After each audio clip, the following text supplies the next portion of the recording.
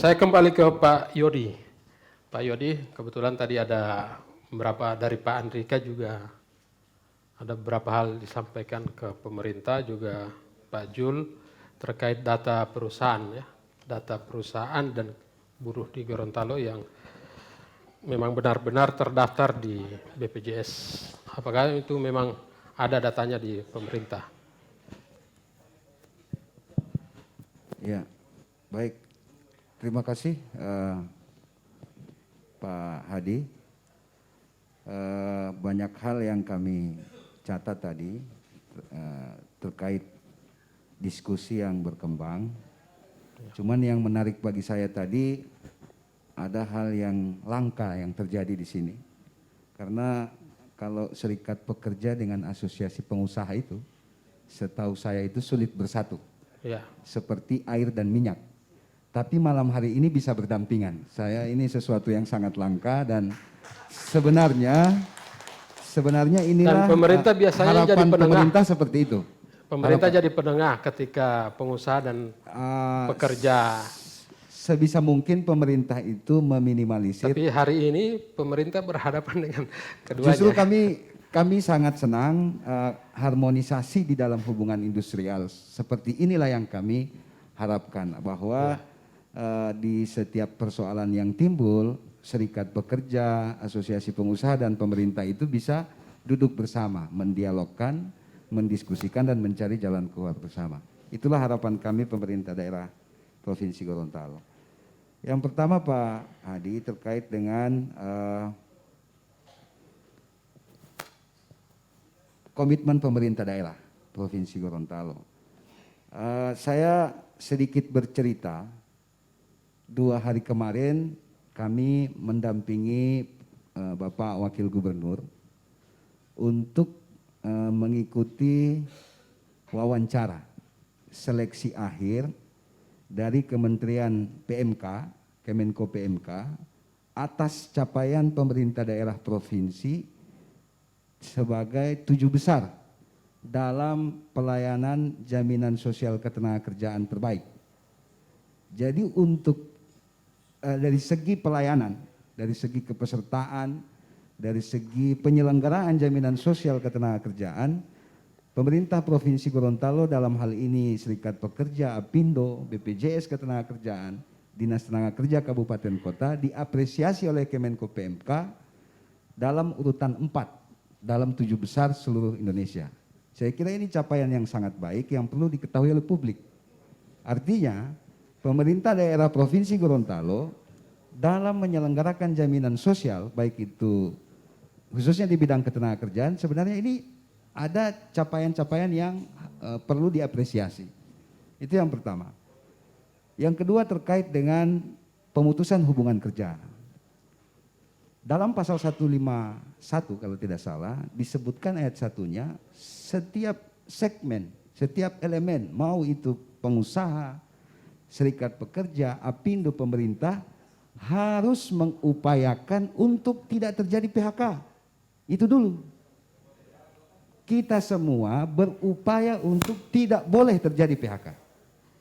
Nah itu tadi yang saya sampaikan di awal Pak Hadi, bahwa berbicara soal ketenagakerjaan ini ada 3 ruang lingkup yang sangat luas.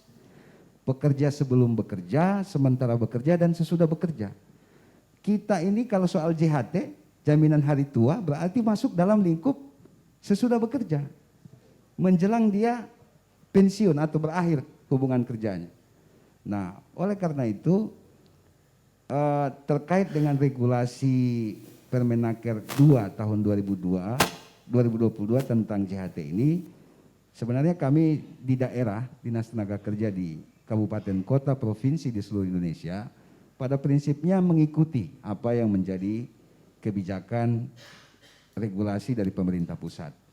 Karena di dalam Undang-Undang 23 tahun 2014 tentang pemerintahan daerah sudah disebutkan dengan sangat jelas bahwa urusan ketenagakerjaan itu bersifat wajib dan konkuren.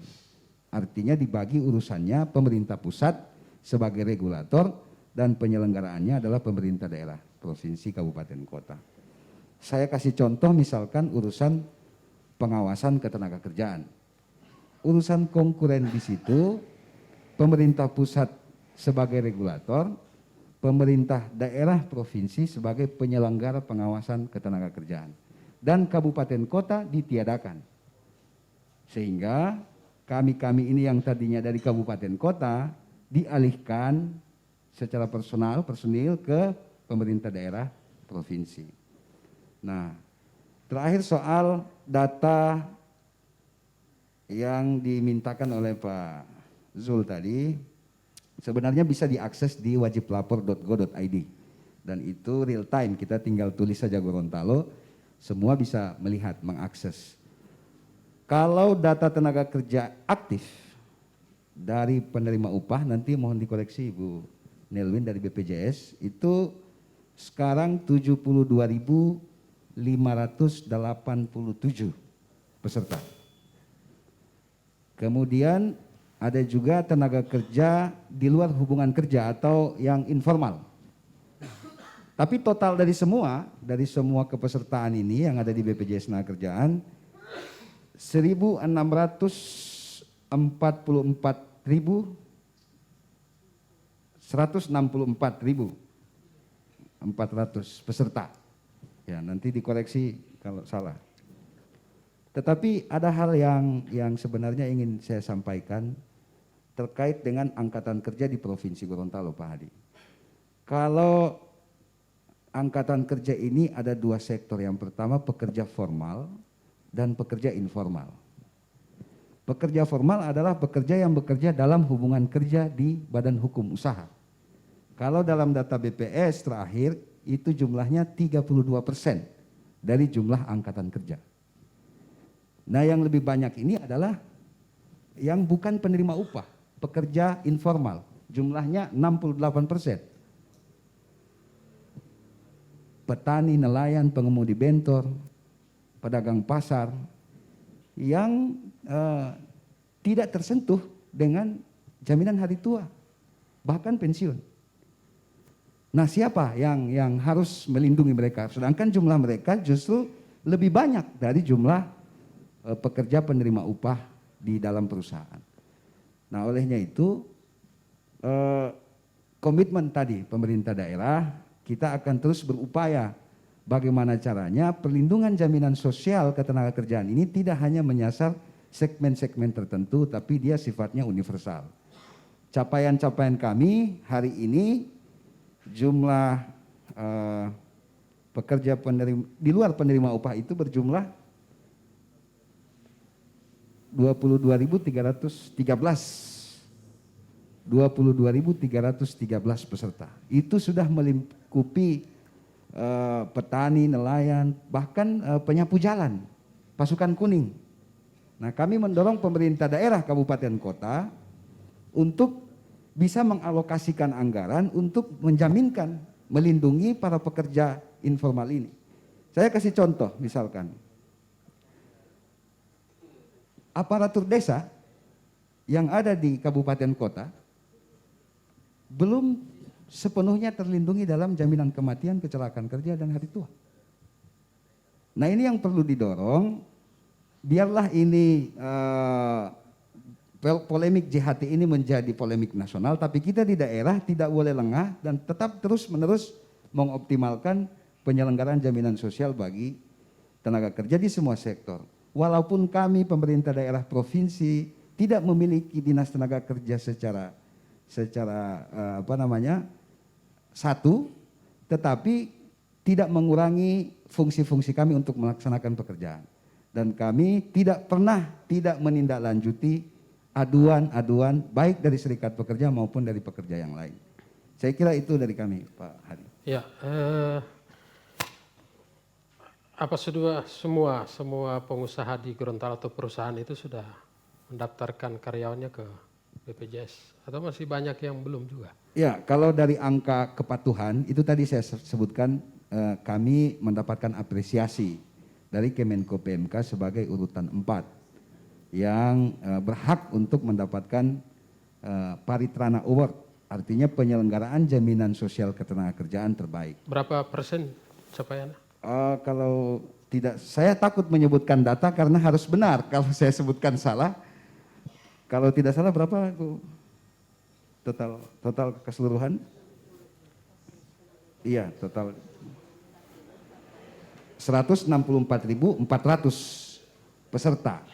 Itu diapresiasi bukan dilihat dari kalau dilihat dari jumlah pekerja mungkin daerah lain jumlah pekerjanya lebih banyak Ya, di daerah mungkin industri. lebih adilnya kan persentase. Iya, tetapi persentasenya ini yang diapresiasi oleh Kemenko PMK. Nah, Tadi saya ingin menjawab berapa bahwa persen soal itu? kepatuhan, Pak Hadi. Iya.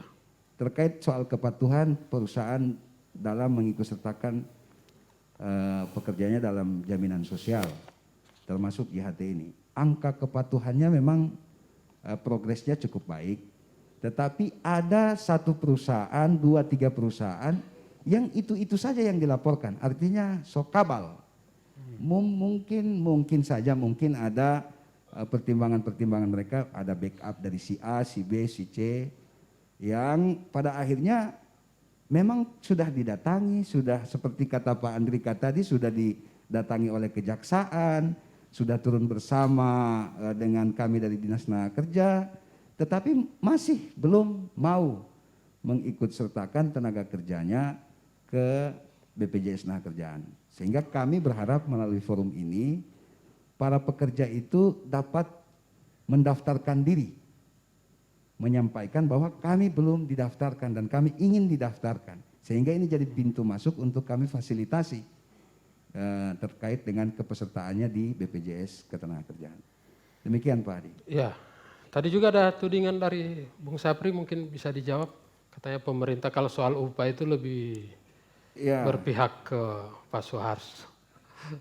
Saya kira dalam ketenagakerjaan ini ada yang namanya tripartit Pak Hadi. Jadi bukan hanya serikat pekerja, pengusaha, tapi juga ada pemerintah. Kacamata kami tentu kacamata regulasi dan aspek yang sifatnya universal.